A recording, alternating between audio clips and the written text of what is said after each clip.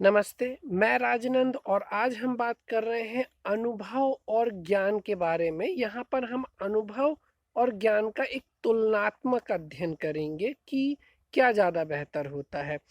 तो सबसे पहले हम आते हैं ज्ञान पर कि ज्ञान क्या होता है।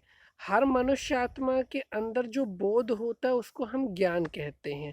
अब जो मनुष्य आत्मा के अंदर का बोध है, जो ज्ञान है, जरूरी नहीं कि वो ज्ञान सत्य हो।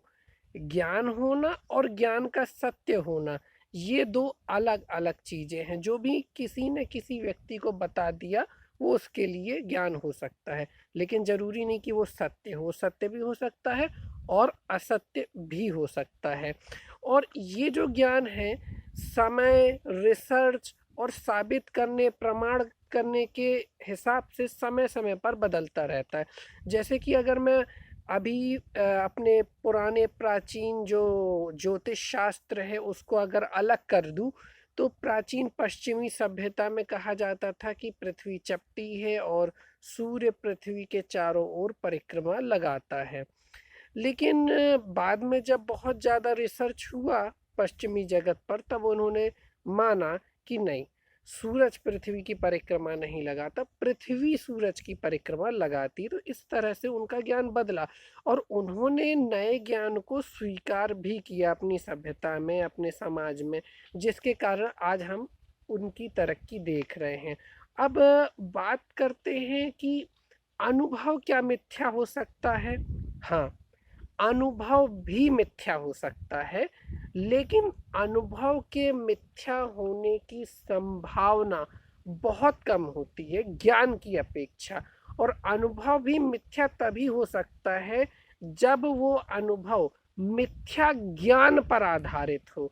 अगर किसी ने मिथ्या ज्ञान बता दिया, जैसे कि ज़्यादातर मानसिक स्थिति जिसको ब्रेन वॉश करते हैं, जो व्यक्ति ब्रेन वॉश होता है वो अगर झूठी चीज़ भी बता दी जाती तो उसको लगता नहीं नहीं ये सच है।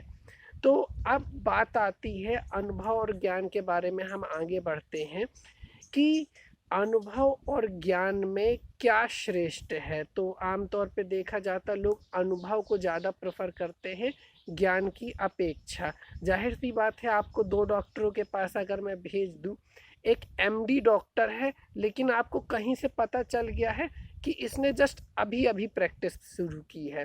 लेकिन अगर एक कोई छोटा सा, मैं आपको बोलूँगा, एमबीबीएस या उससे भी कम रेंज का डॉक्टर है, लेकिन उसको अनुभव 10-20 साल का है, अभी आपको उतनी बड़ी बीमारी भी नहीं है, तो आप उस छोटे डॉक्टर को ज़्यादा प्रेफर करोगे जिसके पास ज़्यादा एक्सपीरियंस है।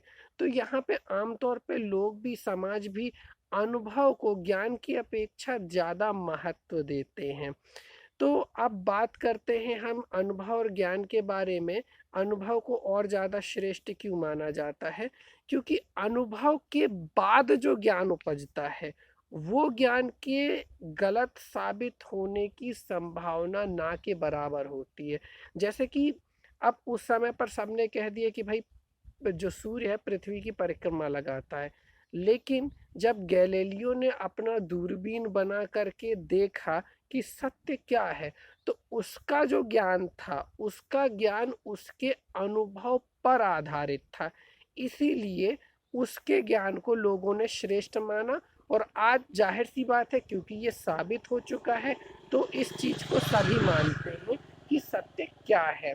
अब इस वीडियो को ख़त्म करते करते मैं आपको दो सवालों के पीछे छोड़े जाता हूँ, जो कि अगले वीडियो में मैं कवर करूँगा।